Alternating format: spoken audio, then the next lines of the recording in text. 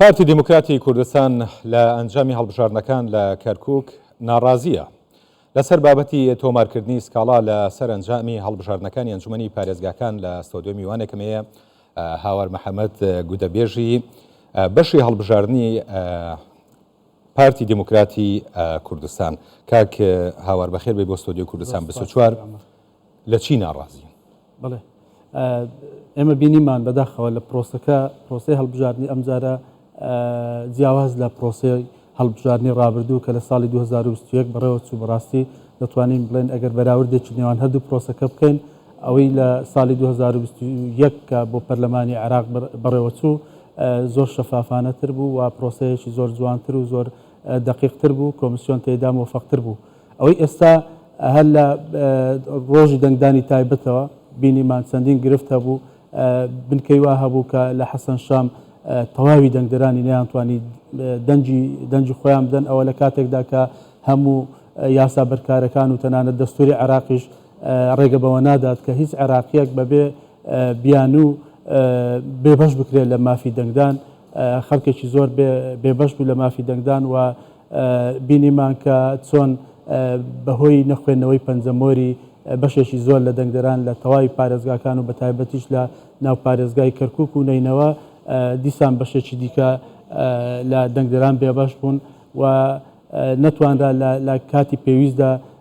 ئەو دەنگانێک کە بیکۆس دەبواە بیگوازێتەوە بۆ ناوەندی کۆکردنەوەی دەنگدان تالی سنتەر ئەوەش نەکرا ئەوانە کێشە و گرفتی گەلێک زۆر لەسەر ئەمانە سکاڵاتان کرد پێشتر چی جواب درا؟ 15 سکاڵامان تۆمار کرد بەداخەوە هەمیان بە شێوەیەک وەڵامدرانەوە کە هیچ گۆڕانکاریش لە بارودۆخەکە دروست نەکرد و هەروها بە هەندیش وەرنەگیرا چونکە بە بیانووی ئەوەی کە کۆمپانیایەک سەرپەرشتی ئیشوکارەکانی ئەلکترۆنی پرۆسی دەنگدانی کردووە کە کۆمپانیایەکی کۆریە و خەلەلەکان خەلەلی تەکنیکی بوونە کە ئەوە نابێت هەموو بەڕ دەکرا بە شێوازی دیکە بۆیان قەرەبوو بکرێت. باش ئەمە لە ڕووی تەکنیکیەوە ئەنجامی هەڵبژاردنەکان بە فەرمی بڵاو کرایەوە ئێوە تەنها ناڕەزاییتان لە لایەنە تەکنیکیەکە هەبوو یان گومانتان لە پرۆسەکە؟ ئێمە بەڵگەی تەواو بە قووەت و بەهێزمان لە بەردەستدایە کە تەنانەت لەسەر ڕاگەیاندی دەرەنجامەکان لە نێوان ئەو کۆنگرە ڕۆژنامەوانەیە کە مەجلیسی مفەوەزینی کۆمیسیۆنی باڵای هەڵبژاردنەکانی عێراق ئەنجامیدا لە کاتی ڕاگەیاندنی ئەنجامە بەرایەکان لەگەڵ ئەوەی کە ئەنجامە کۆتاییەکان جیاوازێکی زۆر هەبوو تەنانەت 1.30 بەشداری کردێ کەشتیوا لە هیچ شوێنێکدا نییە. ئێمە داوامان کردووە کە کۆمیسیۆنی باڵای هەڵبژاردنەکان و لە ڕێگەی هەیئە قەزایی انتخابات ئەمە لێکۆڵینەوەی وردی تێدا بکرێت و وڵاممان بدرێتەوە و لە کەرکووکیش کێشەی زۆر جددی هەبوو هەم لە دەرەنجامەکان و هەمیش لە ڕاگەیاندنی ئەنجامەکان تەنانەت ئێمە بینیمان ئەوانەی کە لە سوۆسیال میدیاش بڵاو کراوە هەندێک شیت هەیە هەمان مێژووی 2010 لەسەر ئەوە ناکرێت بە هیچ شێوەیەک چونکە دەکرێت ئەوانە هەمان ئەو دەرەنجامانە بن ئەوانەی کە ساڵی 2010 لە پەرلەمانی بۆ هەڵبژاردننی پەرلەمانی عێراق بووە. ئەمە چەسپێنراوە ئەو بابەتی؟ بەڵێ بگومان ئێمە تۆمارمان کردووە و تانەشمان پێشکەش باشە. لە میانی ئەو ماوەی کە دانراوە بە پێشکەشکردنی سکاڵا 15 سکاڵاتان پێشکەش کردووە خۆتەڵی ئەنجامێکی ئەوتۆی نەبووە. دوای کۆتایی هێنانی پرۆسەکە ئێستا سکاڵاەکەن پێتان وایە لە دوای ئەم بابەتە ئەم سکاڵایانەی کە ئێوە ئیکەن هیچ ئەنجامێکی ئەوتۆ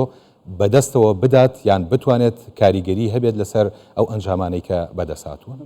کاک عەمار ئێمە لە ڕوانگەیەکی قانونی بە حکمی ئەوەی کە یاسا دەرفەتی بە هەموو قوارە سیاسیەکان داوە و تەنانەت بەس ئێمەش نین چەندین لایەنی سیاسی هەیە کە تانەی تۆمار کردووە. ئێمە هیوادارین کە هەیئەی قەزایی لە کۆمیسیۆنی باڵای هەڵبژاردنەکان لێکۆڵینەوەی ورد و دقیق بکات بۆ ئەوەی زیاتر متمانە بە پرۆسی هەڵبژاردنەکان دروست بکرێت و کۆمیسیۆنیش نەکەوێتە ژێر پرسیاری ئەوەی کە لایەنگیری بۆ لایەنێک یان چەند لایەنێکی سیاسی کرد بێت. هەنگاوی کردنی بۆ ئەم پرۆسەیەکیتان ناوە؟ هەنگاوی کردنی ئەوەیە کە ئێمە تانەمان تۆمار کردووە و چاوەڕوانی ئەوەی کە هەیئەی قەزایی وەڵاممان بداتەوە. باشە بابەتێکی تر هەیە من حەزەکەم لەگەڵ جەناب تا گفتوگوی بکەم کە بڵاوبوونەوەی هەواڵێکە کە کۆمیسیۆنی باڵای سەربەخۆی هەڵبژاردنەکان لەگەڵ دادگای فیدراڵی لە گفتوگویان بۆ بابەتی پرۆسی هەڵبژاردنەکانی هەرێمی کوردستان کە جەناب تزانی سکاڵایەک لە دادگای فیدراڵی هەیە لەسەر بابەتی پێکهاتەکانیش لە ماوەیەدا. قسە لەسەرەوە کرێت کە هەرێمی کوردستانە کرێ بە 4 بازنە و کورسیەکان دابەش کراوە و کورسی کۆتاکانیش دیسانەوە لەو هەواڵەدا دابەش کراوە کە 4 بۆ سلێمانی و 4 بۆ هەولێر و سیانی بۆ دهۆک. لەسەرم بابەتە چ تێبینیەکتان هەیە و چ قسەیەکتان هەیە؟ بەداخەوە ئەوەی کە ئێستا دەگوزارێت لە دادگای ئیتحادی بەڕاستی ئێمە سەرمان سوڕمایە، چونکە ئەگەر لە ڕوانگەیەکی یاسایی بێت ناکرێت ئەوە دادگای ئیتحادی داوایەکی بەو شێوەیە ببینێت، چونکە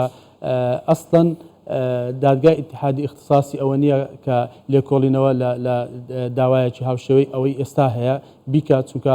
هیچ مخالفەیەکی دەستوری لە ناو یاسای هەڵبژاردنەکانی پەرلەمانی کوردستان نییە تا ئەوان بێن بەو شێوەیە بێنە ناو بابەتەکە و لێکۆڵینەوە بەم شێوەیە بکەن. بەڵام ئەوەی دیسان ئێمە وەکو هەمیشە جەختی لەسەر دەکەینەوە ئەوەیە کە ئێمە وای دەبینین کە ڕەهەندی سیاسی لە پشت ئەو مۆزوعانە هەیە و ئێمە سەبارەت بە دابشکردنی کورسیەکان سەرەتاش باسمان کردیە. ئێمە هیوادار بووین کە خۆمان اتفاقمان لەسەر ئەوە کردبایە و کە پرۆژە یاسایەکمان ئامادە کردبایە کە گزارش لە ویستی هەموو لایەنە سیاسیەکان بکرابایە، بەڵام ئەو ئاشکرا بوو کە چێ ڕێگر بوو لەوەی کە ئەم یاسایە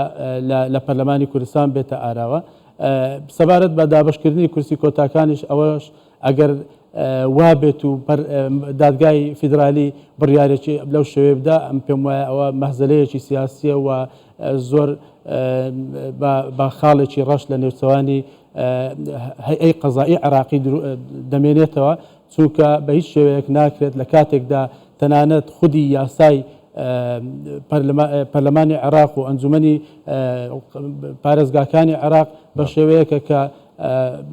هیچ کورسێکی کۆتایی بۆ سلێمانی دابین نەکردووە. ئێستا ئەگەر بێت و ئەوە بکرێ هەرچەندە ئێمە ڕاست پێدراوین لەسەر بڕیاری جەنابی سەرۆک کە بە هیچ شێوەیەک تەدەخل لە ویست و لە ئیرادەی پێکاتەکانی کوردستان نەکەین. ئێمە پێمان باشە ئەوان بخۆیان بڕیار لە ویستی خۆیان بدەن، بەڵام ئەوانیش نیگەرانن لەوەی کە بەو شێوەیە ئەگەر بڕیارێکی لەو شێوەیە دەربچێت و پێشم وایە مووقفی جددیان دەبێت و پێم وایە ئەگەر بێت و حالەتێکی وە جێبەجێ بکرێت لەوانەیە کێشەی زۆر بۆ بەڕێوەچوونی پرۆسی هەڵبژاردن لە هەڵبژاردننی پەرلەمانی کوردستان دروست بکات. بەس یەک پرسیارەمەوە ئەگەر بە کورتی وەڵامم بیتەوە، بابەتی هەڵبژاردنەکانی هەرێمی کوردستان طبعاً چەند جارێکە بەهۆی پرسی کۆتاکان لە دادگای فیدراڵی تەعجیل دەکرێت. ئەمە چەند کاریگەری لەسەر دواخستنی هەڵبژاردنەکانی هەرێمی کوردستان؟ بەتەکید ئەو تەعجیلکردنەوەیە و چەندین جارە تەعجیل دەکرێتەوە بە شێوەیەکی واکە مودەکەی گەلێک زۆرە کاریگەری دەبێت لەسەر بەڕێوەچوونی هەڵبژاردن لە وادەی خۆی. ئێمە هیوادارین ئەوانە نەبنە ڕێگر یان لەمپەر لە بەرامبەر بەڕێوەچوونی هەڵبژاردنەکان و کۆمیسیۆن کارەکانی خۆی جێبەجێ بکە. هیوادارین هەڵبژاردننی پەرلەمانی کوردستان چی دیکە تاخیر نەبێت، چونکە ڕنگدانەوەی وا لێکەوتەی زۆر خراپی بەسەر کۆی پرۆسی سیاسی دەبێت لە هەرێمی کوردستان. هاوار محەممەد وتەبێژی بەشی هەڵبژاردنەکانی پارتی دیموکراتی کوردستان، سپاس بۆ بەڕێستان لە سەودە لەگەڵمان.